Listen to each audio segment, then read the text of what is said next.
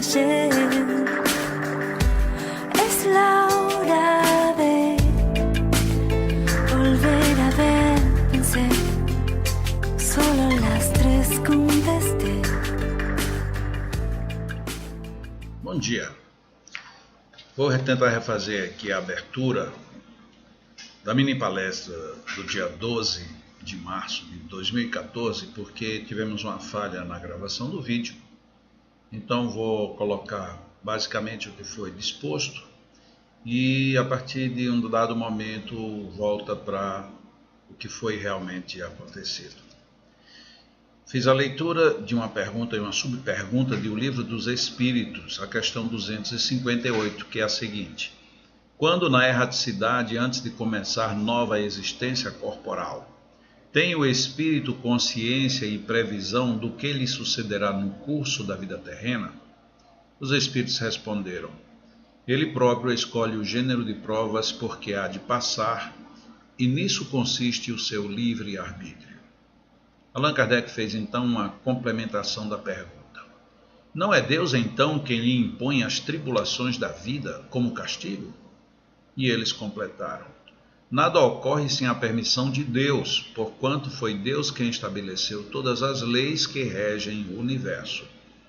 E de agora perguntar, por que decretou ele esta lei e não aquela? Dando ao espírito a liberdade de escolher, Deus lhe deixa a inteira responsabilidade de seus atos e das consequências que estes tiverem. Nada lhe estorva o futuro. Abertos se lhe acham assim o caminho do bem como o do mal. Se vier a sucumbir, restar-lhe-á a consolação de que nem tudo se lhe acabou e que a bondade divina lhe concede a liberdade de recomeçar o que foi mal feito. Demais, cumpre se distinga o que é obra da vontade de Deus do que o é da vontade do homem. Se um perigo vos ameaça, não fostes vós quem o criou, e sim Deus. Vosso, porém, foi o desejo de a ele vos expordes, por haverdes visto nisso um meio de progredirdes, e Deus o permitiu.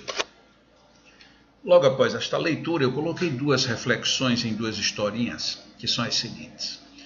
Um homem precisava que alguém lhe pintasse o barco e contratou um pintor.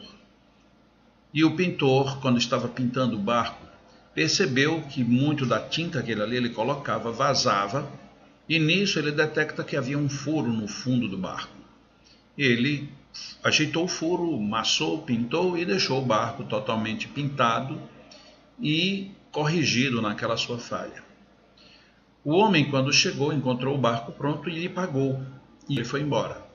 No dia seguinte, o dono do barco vai à sua casa e quando ele aparece, diz: olha, eu vim aqui lhe dar mais esse outro valor. Ele diz: mas o senhor já me pagou ontem. Ele disse: mas eu lhe paguei pela pintura, só que você fez um outro serviço que foi consertar o furo do barco. Ele disse: mas isso foi muito pequeno, isso não tem valor. Ele disse: tem todo o valor do mundo. Porque naquele mesmo dia, os meus filhos saíram para pescar. E eu tinha me esquecido de avisar que não poderiam usar o barco que tinha um furo. E tampouco lhe avisei. Mas você fechou o furo do barco, e assim o barco não encheu, não afundou, e os meus filhos se salvaram. O seu serviço pode ter sido simples, mas o valor do que o senhor fez, salvando a vida dos meus filhos, foi impagável. A outra história conta que um homem muito rico comprou um candelabro muito caro, e aquele candelabro chamava a atenção pela sua beleza. Ele, sem saber como fazer, procurou aqui, procurou ali, terminou tendo uma ideia. Buscou uma corda, levou-a ao sótão, amarrou-a com um prego e na ponta da corda, fazendo um furo no teto, no forro, ele pendurou então aquele belíssimo candelabro. E todo mundo que entrava em sua casa o elogiava por aquela peça fantástica. Um dia chega um jovem passando fome, um pedinte. Ele pedindo comida, ele chama o jovem para que ele venha se alimentar. Depois de alimentado, o jovem diz que não tem para onde ir. Ele diz: não tem problema. Você vai pegar alguns pertences para sair e você poderá então ir lá em cima. Nós temos muitas coisas ali. Veja o que lhe serve e você então pode sair e você vai facilmente se abrigar. E o jovem então subiu, e ele juntou muitas coisas. Quando estava com tudo junto, ele precisava amarrar aquele pacote, senão poderia derramar-se pelo caminho. Ele então, olhando, viu aquela ponta de corda amarrada num prego e cortou um pedaço daquela corda, porque se tanta coisa ali valiosa não tinha mais valor para aquela família, imagina um pedaço de corda. Qual não é só a surpresa que quando corta a corda, o candelabro se espatifa lá embaixo. E quando ele desce, toda a família está lá apavorada, olhando para ele. Mas como é que você fez isso? Você nos causou o maior prejuízo da nossa vida. Ele disse, mas só com um pedaço de corda? Essas duas histórias, elas têm um cruzamento muito forte dentro disso que nós acabamos de ler na mensagem do Livro dos Espíritos. Quando nós damos conta de tudo aquilo que está para que nós façamos e fazemos com sentido de responsabilidade, de percepção, nós atingimos coisas que eventualmente estariam até fora do nosso alcance ou fora da nossa responsabilidade. Na nossa vida, quantas vezes o barco da nossa vida tem vários furos, mas a gente só está preocupado em passar um verniz, em dar uma pintura qualquer. E se ninguém fecha aquele furo, daqui a pouco a nossa vida naufraga. Se alguém nos ajuda fechando este buraco, nos ajuda para uma vida às vezes muito longa sobretudo em qualidade. Por outro lado, se nós pegamos qualquer coisa sem avaliar o que essa coisa sustenta, o que está preso de fato àquilo que a gente às vezes nem dá muito valor, nós podemos destruir valores imensos nas vidas alheias. Bom, o que isso tem a ver? Quando os Espíritos responderam a Allan Kardec, eles falaram do verdadeiro livre-arbítrio. O nosso verdadeiro livre-arbítrio, ele está no momento em que nós decidimos voltar. Porque ali, como eles colocaram, nós vamos decidir pelo gênero de vida que nós vamos ter. Quando a gente aqui reclama que está isso, ou que está aquilo, ou que a vida poderia ser assim ou daquele jeito, de uma certa forma não nos cabe muito bem essa reclamação, porque nós optamos, nós escolhemos este gênero de vida. E com esta escolha, tudo o que vem fica correlacionado com o nosso nível de percepção, de escolha e, portanto, de responsabilidade. Nós precisamos entender que dentro da visão espírita, Deus é esse Deus grandioso que está na questão 258. Não é o Deus raivoso, não é o Deus do castigo, é o Deus que nos dá a possibilidade sempre renovada de vivermos bem. Como ele diz aqui, se vier a sucumbir, que nós viemos a cair, resta a consolação de que nem tudo acabou e que a bondade divina vai nos conceder a liberdade de recomeçar o que foi mal feito. Veja que isso é totalmente diferente daquela ideia que vem quase que encalacrada de castigo, de punição, de perseguição, que fica totalmente distante daquilo que na primeira questão do Livro dos Espíritos diz que Deus é a inteligência suprema. Precisamos sim cuidar dos furos da embarcação da nossa vida, que são os furos do personalismo, são os furos da acomodação excessiva, são os furos daquelas necessidades que precisamos desenvolver e ficamos um tanto quanto acomodados. Precisamos também perceber do que nós estamos nos utilizando, porque podemos, num dado momento, estar cortando cordas erradas, e isso irá prejudicar a vida de muita gente. Nós precisamos entender a doutrina espírita como essa doutrina que nos oferece as oportunidades não só de escolha, mas inclusive de escolhas melhores e mais ajustadas. Neste ponto eu paro aqui e você agora continua com o finalzinho do comentário que aconteceu na reunião e logo em seguida a meditação e o atendimento magnético coletivo. Muita paz para todos. A leitura de outras questões do Livro dos Espíritos, eu quero deixar como sugestão, quando vocês lerem a sequência dessas questões, percebam que em nenhum momento o texto indica culpabilidade em ninguém. É muito diferente do discurso que a gente escuta. A gente escuta o tempo todo, fez assim porque você está errado, porque você é culpado, porque Deus vai lhe castigar. Não. É colocado que você teve a responsabilidade e agora cabe a você a responsabilidade da administração. E isso nunca foi culpa em ninguém. Se nós buscamos um emprego, quando chegamos no emprego, seja ele do que for, nós temos uma série de responsabilidades. eu executar aquilo que é peculiar, o emprego que eu procurei, eu não posso encarar isso como um castigo. Aquilo dali é consequência do que eu me contratei ou que eu me permiti ser contratado. Na nossa encarnação, na nossa vida, é mais ou menos dentro do mesmo padrão. Eu vim, escolhi o padrão e agora cabe a mim mesmo administrar esse processo. Allan Kardec, numa das questões seguintes, ele vai num detalhe bem mais específico. Alguém pede para reencarnar num grupo de malfeitores. Ele sabe de antemão quais serão as compulsões que estarão aí intrínsecas. Caberá a ele administrar esse processo. Foi você quem pediu para vir nesse meio. Ok, você está no meio, e agora o que você vai fazer? Bom, quando você pediu, você sabia o que você deveria fazer. Se você agora está esquecido, se esforce. E isso a gente vê todo dia. Tem pessoas que têm pais nobres e degeneram-se na vida. Tem pessoas que têm pais totalmente desequilibrados e são pessoas altamente equilibradas. Tem pessoas que ficam no meio termo, o que mostra que cada um administra o seu processo de uma maneira muito própria, muito peculiar, muito particular. Nós temos condições de administrar todos os nossos problemas, por mais pesados que eles aparentem ser. Porque é outra questão que fica intrínseca dentro do contexto.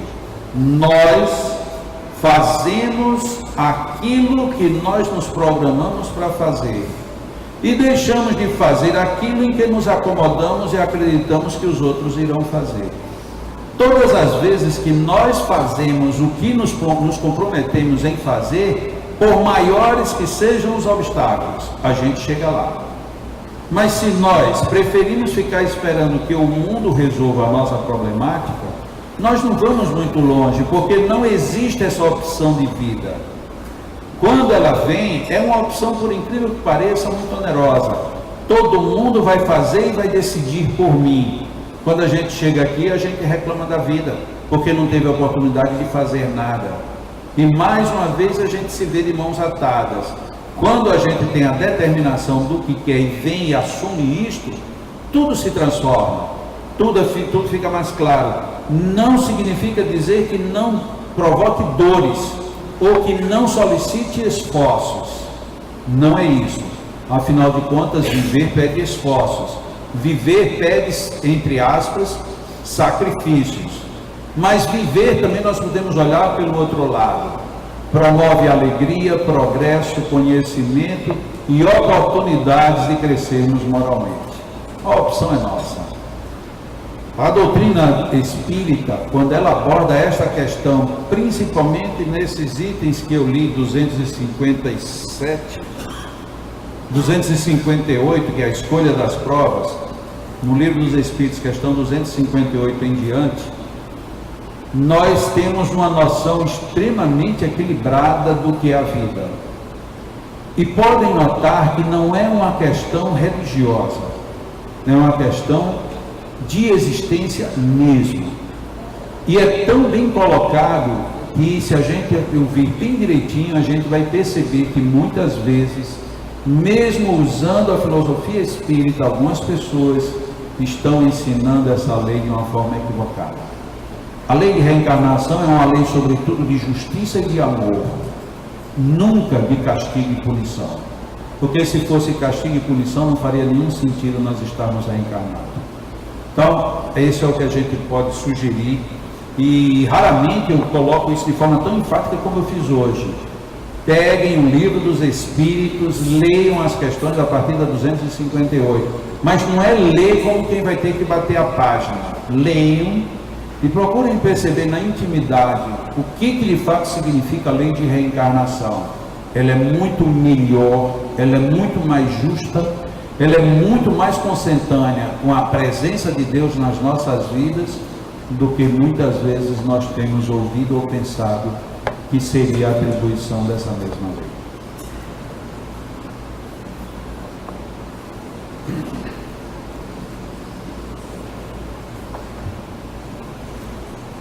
Vamos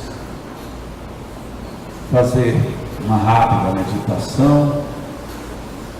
Na continuidade, iremos entrar no clima da magnetização coletiva. Quando nós falamos magnetização ou passe coletivo, nós estamos dizendo que todos os que aqui estamos podemos ser beneficiados com esta oportunidade que é direta, ela não é indireta. Uma oportunidade direta de recebermos fluidos de uma maneira extremamente positiva. Só que para isto nós precisamos estabelecer uma sintonia interior, procurando vibrar com as ondas que estejam a nosso favor, para que captemos tudo de bom para a nossa vida, para a nossa alma. E a pergunta que surge normalmente é: e como eu faço isso? Nós fazemos deixando-nos envolver em bons pensamentos e em dirigir de uma forma de gratidão aos planos superiores. Dirigir a Ele um agradecimento pela vida e pedindo que toda a energia positiva, boa, salutar que está no ambiente nos alcança, nos envolva, mas que por nossa vez nós também saibamos aproveitá-las, retê-las, introjetá-las em nosso próprio corpo e psiquismo.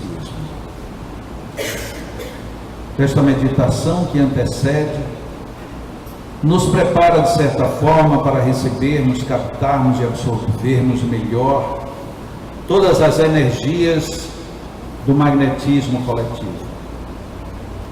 Algumas pessoas, por algum motivo, têm concentrados de energias que lhes prejudicam por serem excessivos e muitas vezes por não estarem sendo reaproveitados. Outros de nós, por motivos diversos, temos muitas vezes carências específicas de determinados fluidos, energias. Quase todos nós precisamos de reforços no nosso campo mais sutil, principalmente daquelas energias peculiares ao mundo espiritual. Mas embora estejamos encarnados, também somos espíritos.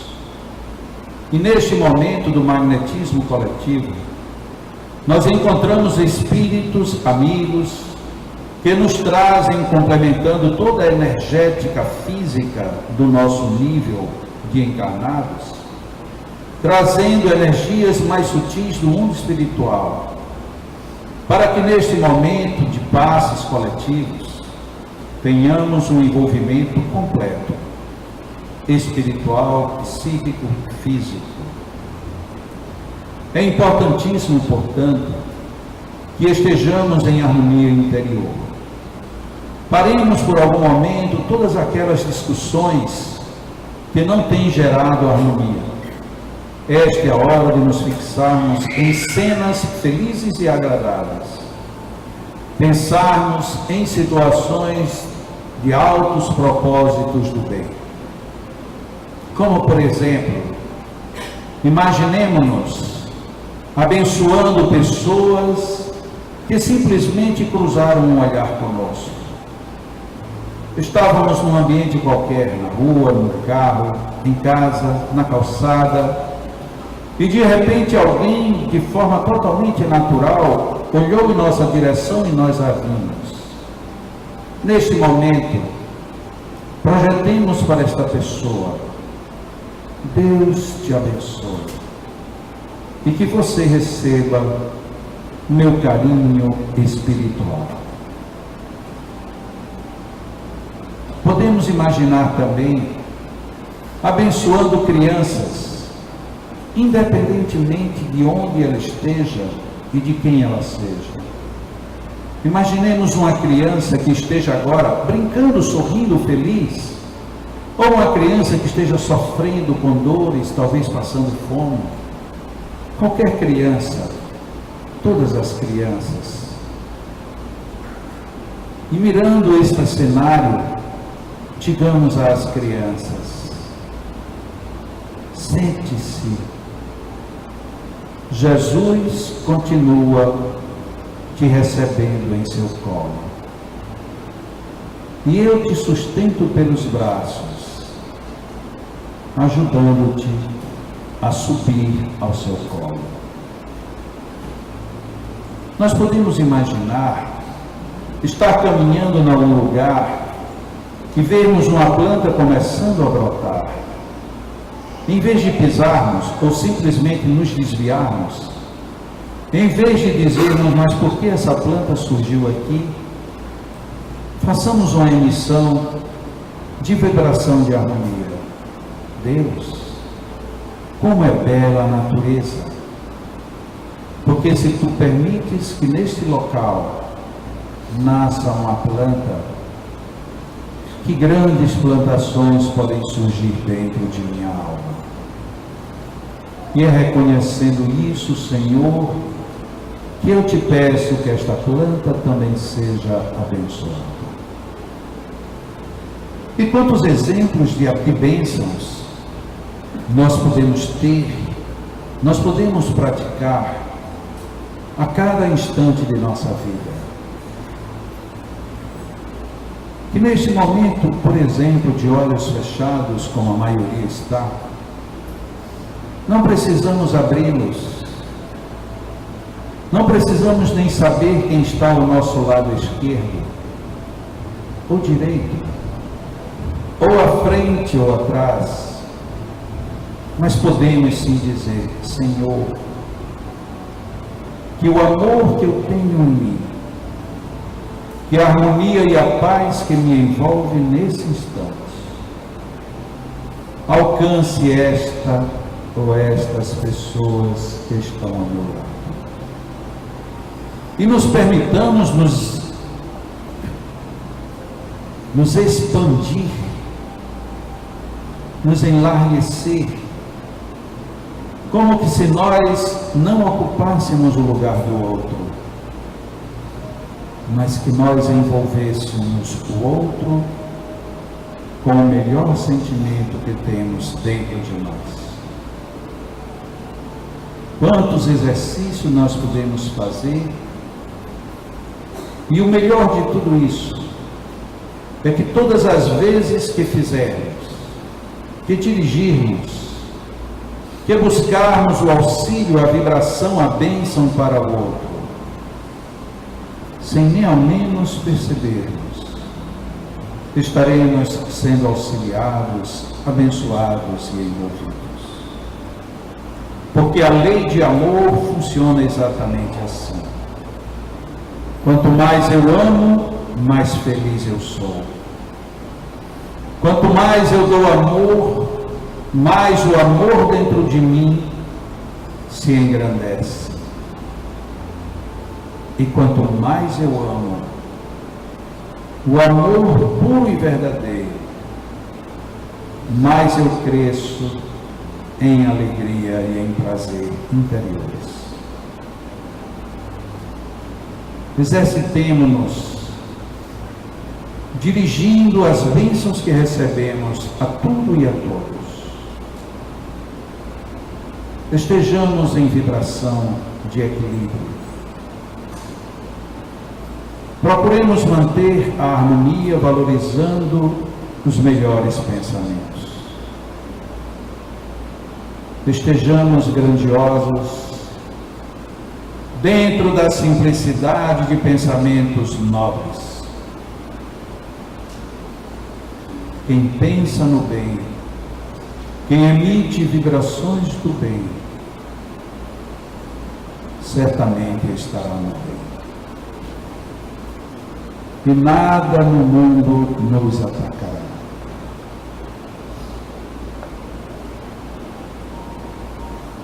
Usemos a nossa criatividade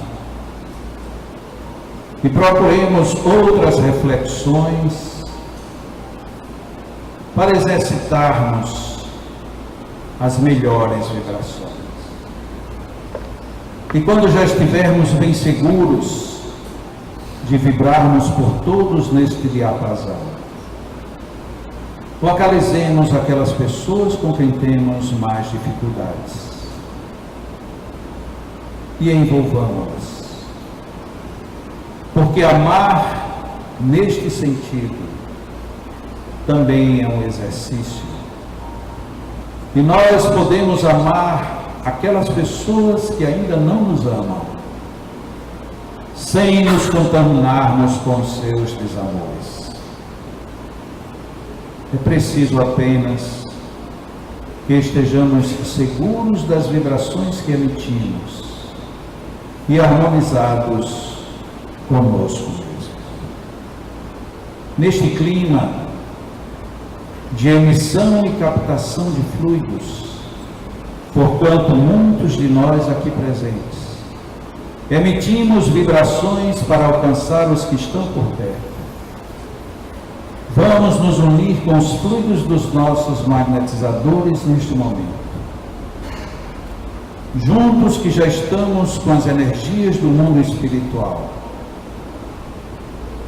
e inspirando com grande profundidade, retendo um pouco este ar e devolvendo-o à vida e repetindo isso com consciência. Absorvamos os fluidos e as energias que aqui estão a nosso favor. Observem, sintam, captem estas energias, deixem-se invadir e envolver por este mundo novo de vibrações salutares. O nosso ambiente está tão harmonizado de fluidos que qualquer pessoa que daqui se aproxime descobrirá que existe uma outra vida dentro desta vida. Deixemos que esta outra vida, a vida de harmonia e de bons fluidos, nos envolva. Permitamos-nos viver com grandiosidade tudo isto que está ao nosso dispor. Inspiremos estas bênçãos. Retenhamos o que há de melhor. Devolvamos à vida o gás carbônico, para que ela novamente se retempere e volte a nos permitir a absorção do oxigênio purificado. Inspiremos boas ideias, boas reflexões e devolvamos à vida decisões íntimas de melhoria pessoal.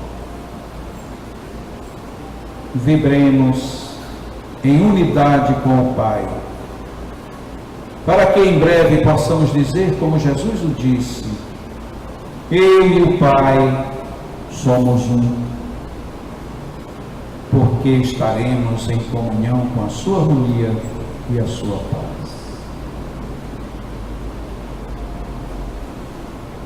Inspiremos mais uma vez, expiremos com gratidão. Deixemos-nos envolver nas bênçãos que todos nós merecemos, nas bênçãos que os nossos anjos de guarda aqui estão para nos favorecer. Continuemos em oração íntima, enquanto os nossos magnetizadores vão fazer a magnetização das águas. Não percamos por nada estes momentos em que aqui ainda existem tantos fluidos e tantas energias. Não nos desviemos. Continuemos mentalizando os exercícios de transmissão de bons fluidos. Continuemos em meditação íntima, absorvendo tudo isso.